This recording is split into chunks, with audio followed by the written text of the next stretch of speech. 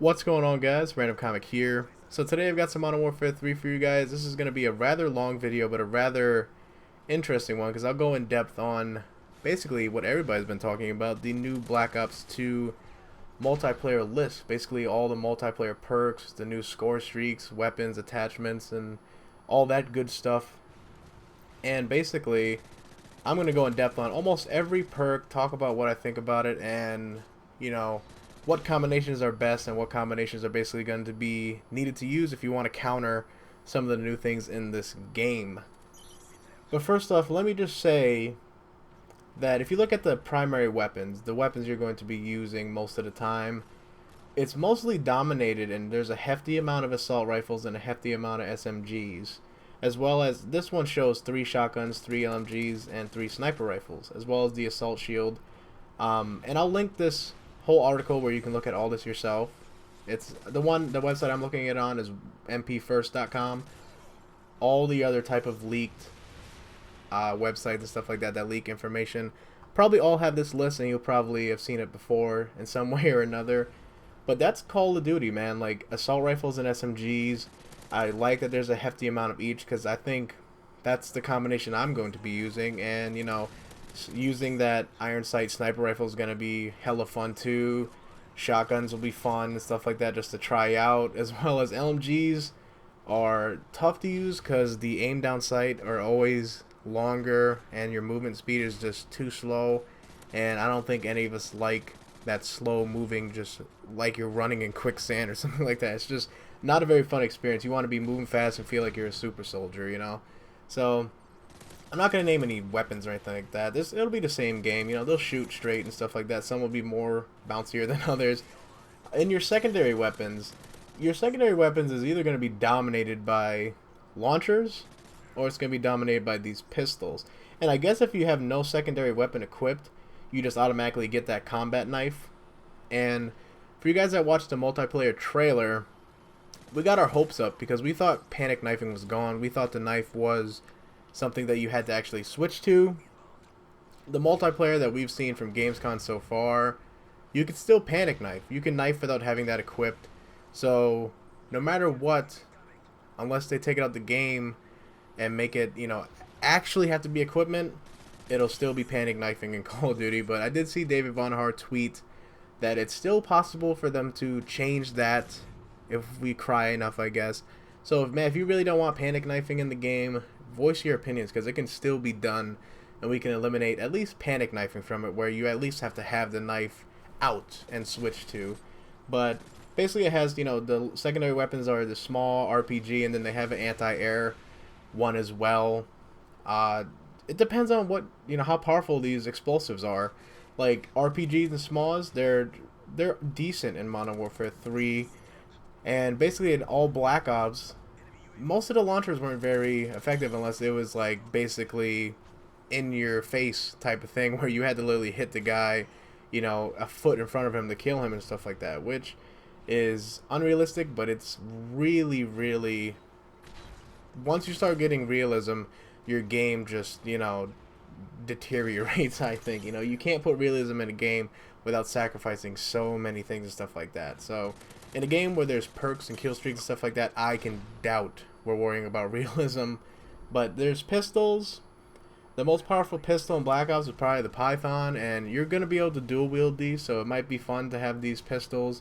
But unless they're useful and not just freaking crappy pistols like in most other Call of Duties, then they're going to be worthless, and people either run no secondary at all because they don't want to waste the point, or they'll use the launchers, which I'll probably use like an anti-air or something like that if it's most important. But I can see myself not using any secondary at all unless I'm using an anti-air class, which obviously I'll have a launcher on. But the most interesting thing I want to cover first, just about the primary attachments in this list, it shows this is the assault rifles only. So David Vonhar tweeted that any modification that you want to do to your weapon, basically that is changing how quick you aim down sight, how quick you reload, or how good your hip fire is, as well as the penetration of your gun, that is all attachments now. So they moved perks like deep impact, they moved sleight of hand, they moved quick draw, and they moved steady aim All those perks are now going to be attachments, so if it actually modifies how your gun works, then that is actually now an attachment, which I kind of like, because they switched it up a little bit. You're going to have to sacrifice some points now if you want those attachments, and they really did a pretty decent job, I think, with balancing out this 10 slot system. But you know, it basically shows your typical stuff: red dot silencer, all this other stuff, select fire, something new, extended mags, you'll see, target finder, stuff like that, the wall hack, frickin' sight and stuff like that. Stuff like that will be in there, as well as the SMGs. I see the SMGs have grip and stuff like that, so those type of stuff is returning. The secondary attachments, same exact thing pretty much. Only different thing I see is dual wield. So that's, you know, I mentioned that before. Dual wielding is back. But now let's actually talk about the perks. And that was actually interesting, I thought, that they moved perks to the attachments. They've done it before, but they moved some pretty solid and, you know, pretty dominant perks that were in all the other Call of Duties into attachments, which is interesting. But let me start talking about the perks. So in perk 1 slot, you have Flak Jacket, which is take less explosive damage; Ghost, which is cannot be detected by enemy UAVs while moving; Blind Eye is unaffected by AI controlled perks; Hardline is receive bonus score points; and Lightweight is move faster and take no damage from falling. So Flak Jacket is, you know, your blast shield, and if you play Black Ops, it's the same as Flak Jacket. You'll pretty much, if the explosives are powerful, it might be useful, because Black Ops had some pretty powerful nades and stuff like that. Compared to Modern Warfare 3, the nades are pretty dull, and unless you're literally sitting on it, you're not going to die from that nade. Like in Modern Warfare 3, the only times I usually die from them is if the guy gets a perfect nade, he hucks it right at my feet and I'm sitting on it, or if I've already taken damage from a gunfight and somebody throws that nade to finish me off. That's usually when I die. So if it's like that, Flak Jacket won't be very important, but Black Ops had noob tubes and stuff like that, and there was launchers. As far as I know, there's no grenade launcher in Black Ops 2, but there are, you know, RPGs. There are launchers as your secondary weapon. So unless those are just completely OP and people running double nades, having 2 nades, if that's a problem, Flak Jacket would be more useful to you. If not, you can not worry about that perk, and you can focus more on the stealth perk, which basically it seemed like this game is going to be dominated by a lot of stealth perks. Ghost, biggest change is that it's the UAV will not, you know, you won't show up on the UAV if you're actually moving. And there's already been people, you know, probably most prominently is Wings of Redemption, saying, well, I can just wiggle back and forth and stuff like that. Who knows if the game is going to track, you know, if it's like any slight movement at all that you won't show up on, or if it's like, if you're just sitting in the corner or head glitching somewhere not moving, if you're going to show up on that. But I can probably see, the game's not out yet, so we can't, you know, say this or that, but I would believe that you could probably cheat that system, because unless it's like if you're going on a full out sprint, you won't show up on it. I don't see them doing that. I see it being as if you're crouching, you're gently walking, if you're literally just standing there wiggling your stick left and right to keep yourself moving. I can see that probably being breaking the system, but we can't say yet. You know, how can you judge movement? It's really tough to do that, but that's interesting that they would change that, because that was actually recommended by El Presidor, which is just cool that, you know, somebody like that in kind of like the opposite side of the big YouTubers, that's cool to see that he actually got something he wanted and not just one of the big name ones that are just, you know, dominating everything. But next one is Blind Eye, which is unaffected by, you know, AI controlled perks. That one could be used a lot depending on what it actually counters. So if it counters that new kill streak, that's the Hunter Killer, which is like a 4-kill streak, basically 400 points. You just chuck this thing in the air and it'll basically find somebody that's probably not wearing that perk. I'm not quite sure which ones yet it will counter. We'll definitely know that later on and in the future. But right now, I'm saying that, you know, it'll be useful depending on what it counters, because Blind Eye in Modern Warfare 3, you know, was just all air support basically. You couldn't be seen on. That's why it was on all people's anti-air classes. So if it's still an anti-air class, it'll be used a lot. But in perk 2, there's another stealth perk that might, you know, actually counter certain things, and Blind Eye might counter other things. So we really can't tell yet. But the next one is Hardline, which this one might be a little bit underappreciated. This perk was actually taken from Homefront. Actually, Treyarch and Infinity Ward have taken a lot of ideas from Homefront.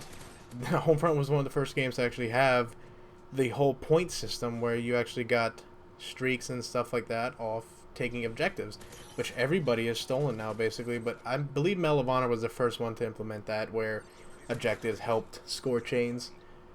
But basically it worked in Homefront. It was called Penny Pincher, and basically if you got just default 100 points for killing somebody, Penny Pincher might have added about, I think it was 60 points, but it might be different in Call of Duty.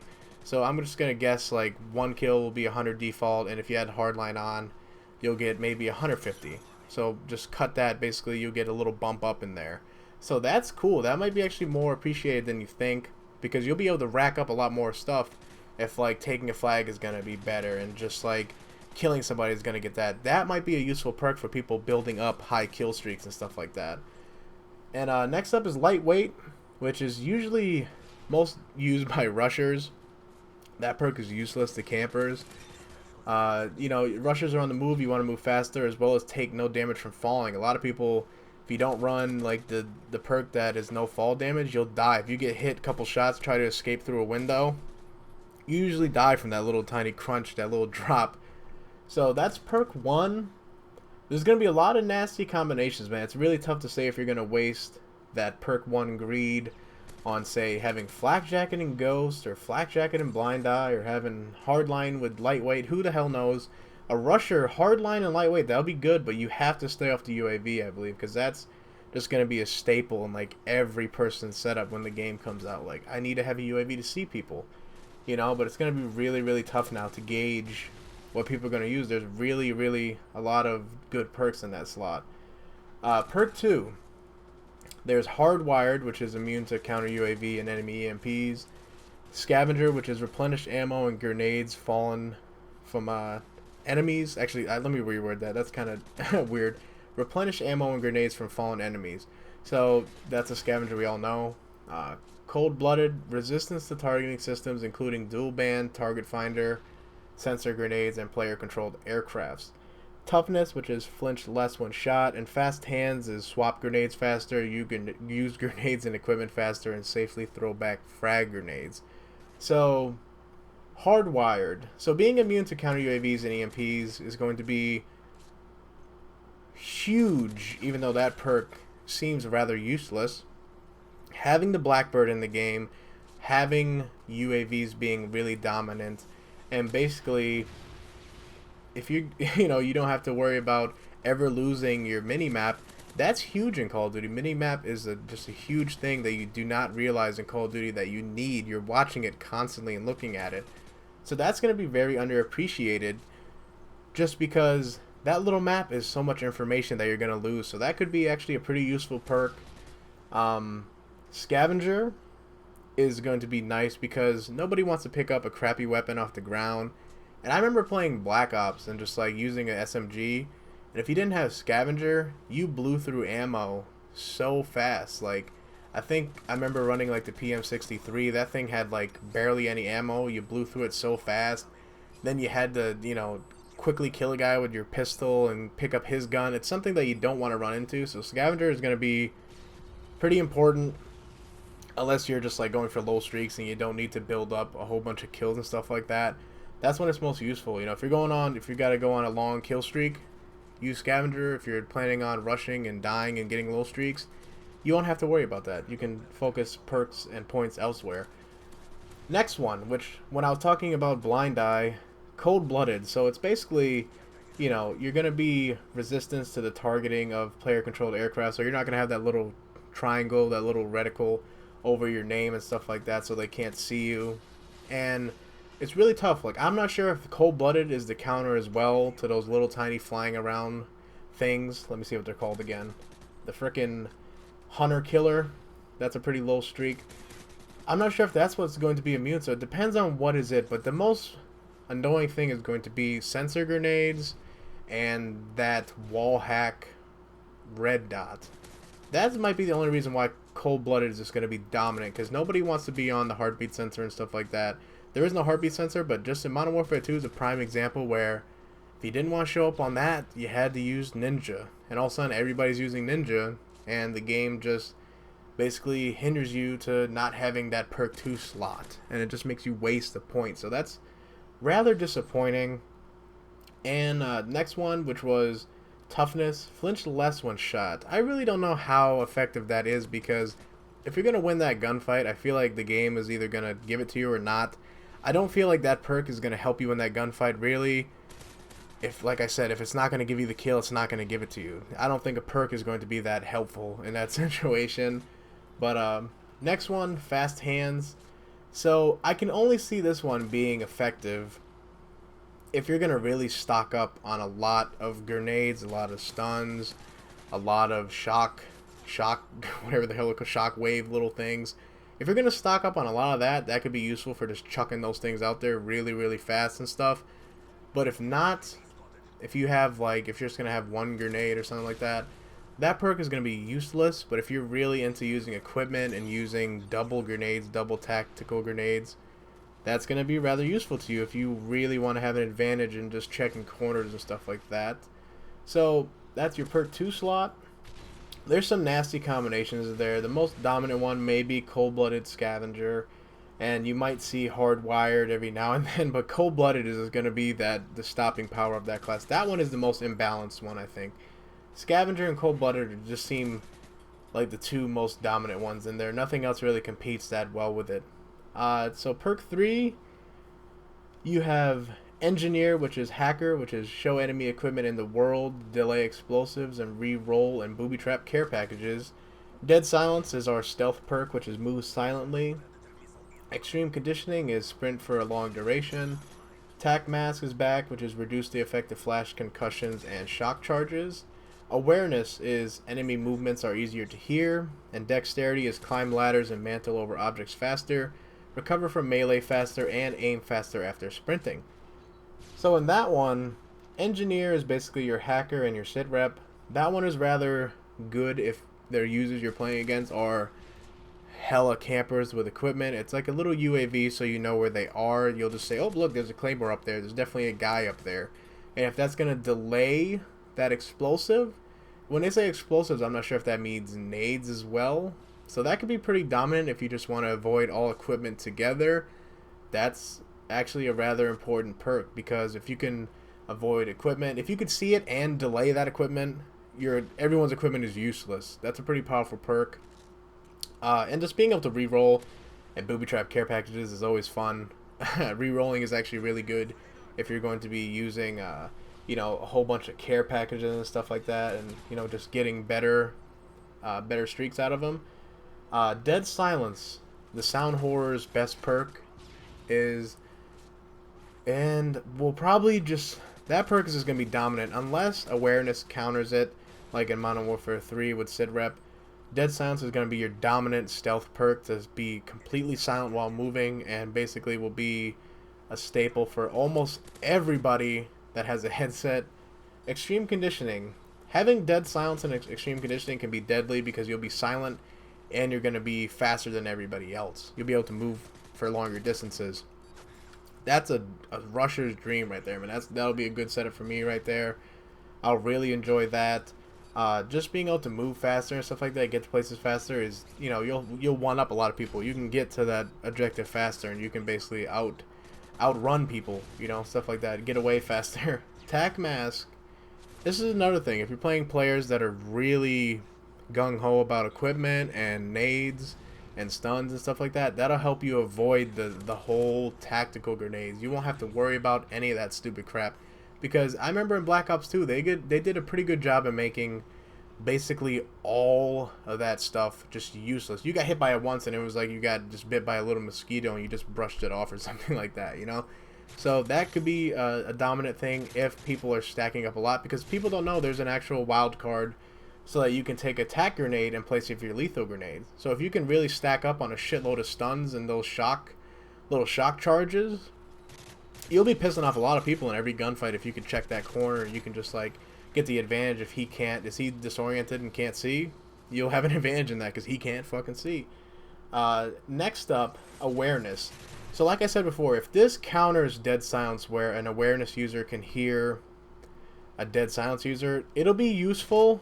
And for somebody that has a headset, combining dead silence and awareness will be a pretty powerful combination if it's worth it. If it actually increases footsteps louder and increases all the stuff that we want to hear better, that'll be really, really effective. And people, it's funny because dead silence is powerful, and then they made SitRep Pro counter it. So SitRep Pro is now more powerful. It really doesn't matter which one is more powerful. One will always be more powerful than the other, but it makes, if dead silence is not heard on awareness, it makes awareness pointless. So why even have that available to people if it's not going to counter it? I don't know why. It's something stupid in the game. Like, if you have dead silence, okay, move silently. Then you have awareness, which is enemy footsteps are louder, and you can't hear that dead silence guy, and he's running around a corner, and you're running around that corner at the same time. That dead silence guy is actually going to hear you the entire time. And unless it's fair where you can both hear each other, there's never going to be a perfect balance, I don't believe. There's always going to be conflict there, but, you know, that's only if you have a headset. You don't even have to worry about that if you don't. If you do, though, it's an ongoing battle and just conversation that I don't think will ever be won. But dexterity, unless you're a knifer, unless you're going to be rushing, this is going to be useless. But there's so many other powerful perks in this perk slot, like Dead Silence, Engineer, Tac Mask, and Awareness, that one just seems pointless. But faster aiming after sprint is really important if you're on the move a lot, and just knifing is going to be for the knifers. You know, that's your blade only class. And that's pretty much the entire perk setup, guys. Let me see. I don't know how long it's been going on for. It's been quite a while. But if I can really cover it quick, I was talking about wild cards. For you guys that don't know, if you've seen in the videos, everybody saw that you can combine like 2 perks. And I even asked this question, like, how many perks can you combine? Like, can I have like 3 perk 1 class? It's finally been answered. So as of right now, there's these wild cards that make it so there's one called perk 1 greed, perk 2 greed, and perk 3, which basically allows you to take another one of those perks in that slot. So I was kind of right. You can only have 2 of each perk at the most, and you're sacrificing a lot of slots. You'll basically have 1 slot left just for picking a weapon, which is going to be a vanilla weapon with no attachments and nothing on it to help you. So really, unless you're going to go crazy with the perks and you want to be stealth and you basically don't want to deal with any of that BS, that's what you're going to rock. And then on the other hand, if you're going to be that dude spamming tac grenades and stuff like that, you're going to be more exposed, you know? So it's really up to what you want to do. Either be exposed with, you know, less perks and a lot of attachments and a lot of grenades and a lot of equipment, or you'll be completely stealth and have a counter to like all the BS in the game. So it's really going to be a constant battle between these two, the stealth guys and the guys that are just going to be the basically the aggressors and using all the BS and stuff like that. But there's other wild cards that allow you to have like a 3rd attachment for your primary. There's another one which allows you to have a 2nd attachment for the secondary. Overkill, which is, you know, take a primary, another primary weapon. They have Danger Close, which allows you to take a 2nd lethal.